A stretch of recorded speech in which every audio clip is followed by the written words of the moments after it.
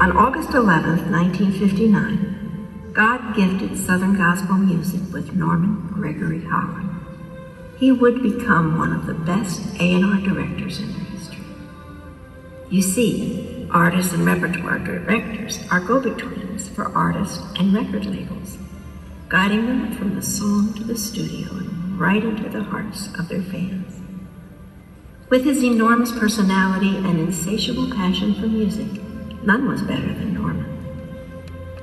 Born to James and Evelyn May and 3 siblings, James, Paul, and Edith, his passion for music emerged quickly.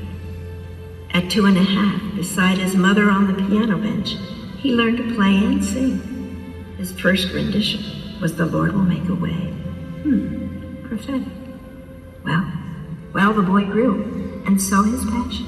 At 18, he took a job at the local gospel radio station, and in 1980, now grown up, all of 21, he and 2 friends, Jamie Helms and Robin Farrar, stuffed a U-Haul with a few bags, 1,000 dreams, and then with no clue as to job or housing, dead-headed for Nashville, Tennessee.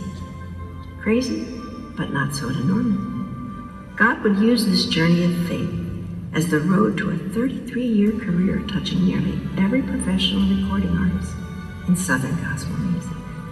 Almost immediately, the Benson Company hired him for radio promotions, and after a couple of years there, he moved to Riversong Records. Then, ironically, CBS sold Riversong to Benson, and suddenly Norman was back as their A&R director. He was thrilled to serve artists such as the Cathedral, Spears, Kingsmen, J.D. Sumner and the Stamps, Old City, Easters, and Greater Vision. He also created other notable projects, including Moving Up, Symphony of Praise, Stand Up, and Live at Opryland, USA.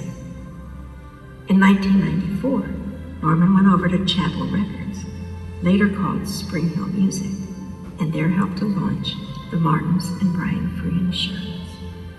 2 years later brought a call from Daywind Records.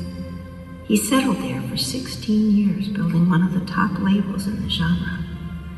He led an extraordinary list of artists: Karen Peck New River, Mark Trammell Quartet, Legacy 5, Triumphant, The Perrys, Nelons, Booth Brothers, Crab Family, Lord Song, and Mark Lowry, to name a few. Again, he left his imprint over major works such as Live in New York City, Changed Forever, and 100 Years of Celebration of Southern Gospel Music, right at NQC in 2010. Norman served and loved well the people and ministries of Southern Gospel music. He was their biggest fan. In 2012, he received a Lifetime Achievement Award from the Southern Gospel Music Guild. His boyhood dreams had come true. Norman's final move came on March 10, 2014, when God took him from this land to that land called glory. Thank you, Norman. Today, we in the industry you so faithfully honor, now thank and honor you with your induction into the SGMA's Hall of Fame. See you there, friend.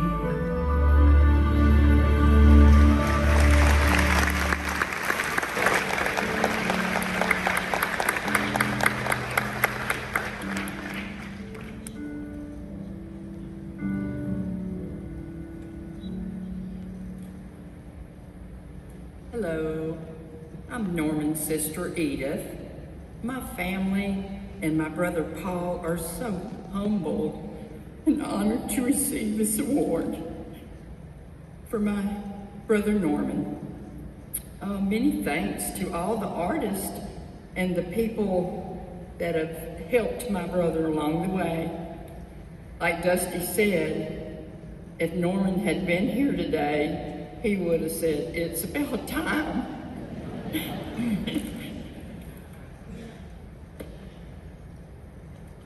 Hey, I'm Jesse. I'm Norman's nephew, and it's a great honor to be here to speak on behalf of Uncle Norman and the rest of our family. Just wanted to talk about him as a person for a minute. Tall runs in our family, as you might have noticed. Norman was 6'8", and he had that big, silly personality to go along with it. He came from the tiny town of Geneva, Alabama, and worked his way up to traveling the world and sharing his joy and love of gospel music with everybody. But no matter how big of achievements he had in his career, he was always just Uncle Norman to us. He was the Uncle Norman that loved to go down to the beach. He loved Disney World, and he loved his little dog, Bella Dean. Now, Bella is still around. Norman's good friend, Mark Lowry, adopted her, and he still got her today. So Mark and Norman were pretty good friends. I think Mark was the only person that ever got Norman to take his hairpiece off in public. My mom wanted me to tell this story real quick. So Mark was making one of his funny music videos, and he thought it'd be hilarious if Norman got up there without his toupee on in one of the scenes. Norman said, "I don't like that idea very much." He said, "I don't want to do that." So Mark offered him a little bit of money to do it. He said, "Nope, still not doing it." So Mark and Norman went back and forth until Mark finally threw out a number high enough where Norman said, "Sold!"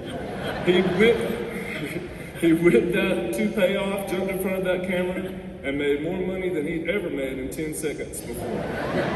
So if you want to see this video, it's on YouTube. It's called "Living for Deep Fried Okra." And it's just as silly as it sounds.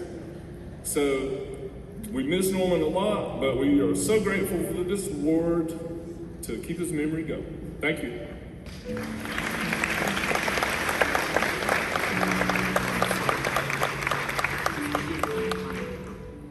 I'd just like to thank each and every one, and I'm proud to be his brother.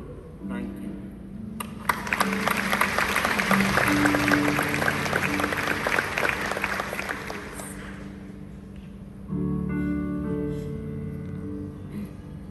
It is with great honor that we officially induct your brother and our friend into the distinctive membership of the Southern Gospel Music Association Hall of Fame, Norman Holland.